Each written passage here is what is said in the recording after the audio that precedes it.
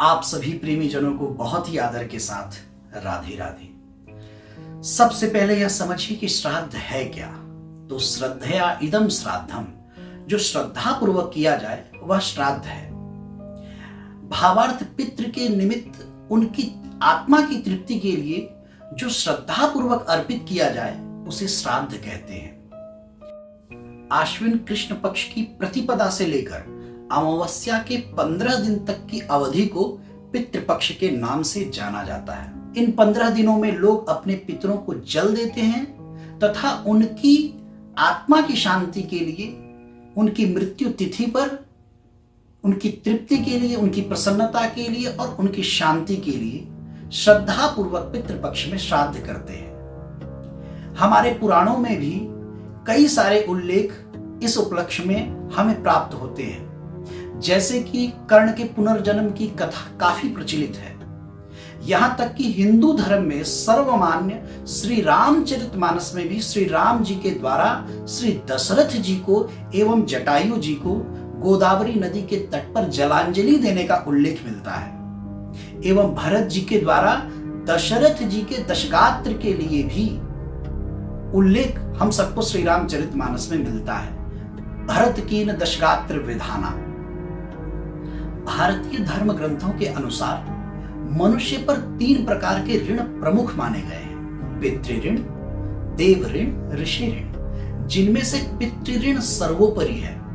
पितृ ऋण में सिर्फ पिता ही नहीं अपितु माता सहित सभी पूर्वज सम्मिलित हैं, जिन्होंने हमें अपना जीवन धारण करने तथा विकास करने में सहयोग दिया है। पितृपक्ष में पितरों का स्मरण करके सभी उन्हें जलांजलि देते हैं तथा निर्धनों को, ब्राह्मणों को दान देते हैं। पितृपक्ष में प्रायः सभी अपने मृत माता पिता का श्राद्ध करते हैं, किंतु गया में श्राद्ध करने का विशेष महत्व है। यद्यपि गया में भी श्राद्ध करने का एक शास्त्रीय समय तो निश्चित है ही, फिर भी गया सर्वकालेषु पिंडम दधात विपक्षणम कहकर सभी काल में, सभी समय में गया में पिंडदान श्राद्ध करने की अनुमति दे दी गई है।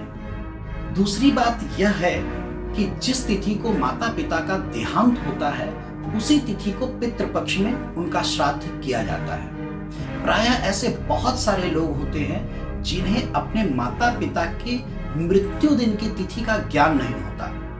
वे लोग पूर्णिमा तथा अमावस्या को निश्चिंतता पूर्वक श्राद्ध कर सकते हैं। शास्त्रों के अनुसार अपने पूर्वजों के लिए पितृपक्ष में अपनी शक्ति और सामर्थ्य के अनुरूप जो लोग श्रद्धा पूर्वक श्राद्ध करते हैं उनके सभी मनोरथ सिद्ध होते हैं। घर परिवार में, व्यवसाय में, आजीविका में हमेशा उन्नति होती है। परलोक सिधार गए पूर्वजों को पितृपक्ष की अवधि में पृथ्वी पर अपने परिवारजनों से मिलने का अवसर प्राप्त होता है। वे अन्न जल ग्रहण करने की इच्छा से अपने संतानों के पास, अपने परिवारजनों के पास आते हैं और इस पितृपक्ष की अवधि में मिलने वाले अन्न जल से वे बहुत बलिष्ठ होते हैं, उन्हें बहुत बल मिलता है और इसी से जब परलोक में वे पुष्ट होते हैं और प्रसन्न होते हैं तो फिर वे अपने परिवारजनों पर, अपनी संतति पर अपना आशीर्वाद न्यौछावर करते हैं, जिसके परिणाम स्वरूप घर में सुख, समृद्धि, संतति, स्वास्थ्य, धन धान्य की प्राप्ति होती है। घर के सभी कलह, क्लेश, दुख मिट जाते हैं और शांति की प्राप्ति होती है। इसलिए विशेषतः पितृपक्ष में नशीले पदार्थों का सेवन और तामसिक भोजन नहीं करना चाहिए। वैसे तो किसी भी समय में, किसी भी काल में तामसिक भोजन, अभक्ष्य, अपेय जैसे मांस, मदिरा इत्यादि का सेवन नहीं करना चाहिए, क्योंकि इससे ना ही तन को, ना ही मन को और ना ही जीवन को कोई लाभ है, बल्कि हानि है। आगे यहां तक कहते हैं कि पितृपक्ष में शरीर पर तेल, साबुन, इत्र भी नहीं लगाना चाहिए। यहां तक कि नए घर में प्रवेश की भी मनाही है, क्योंकि पितरों की जहां मृत्यु हुई होती है वो वहीं जाते हैं और जब वो वहां जाते हैं उन्हें अपना कोई नहीं मिलता तो उन्हें तकलीफ होती है।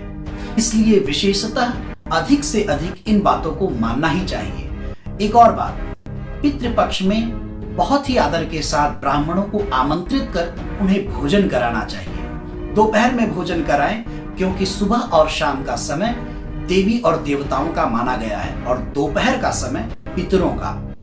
इसके अलावा गाय, कुत्ता, कौवा, चींटी को ग्रास जरूर दें। मेरे प्यारे बंधुओं, पितृपक्ष के कुछ नियम तो प्रायः सभी को मानने चाहिए, किंतु जिन्होंने बद्रीनाथ धाम में, गया में, हरिद्वार या अन्य किसी तीर्थ क्षेत्र में अपने पितरों का विधिवत श्राद्ध न किया हो, उन्हें स्थापित न किया हो, उन सभी के लिए ये बेहद महत्वपूर्ण पितृपक्ष का समय है और बेहद महत्वपूर्ण पितृपक्ष के इस अवधि का अधिक से अधिक लाभ उठाना चाहिए, अपने पितरों की, अपने पूर्वजों की प्रसन्नता को प्राप्त करके। आप सभी प्रेमी जनों को आभार, धन्यवाद तथा प्रेम से राधे राधे।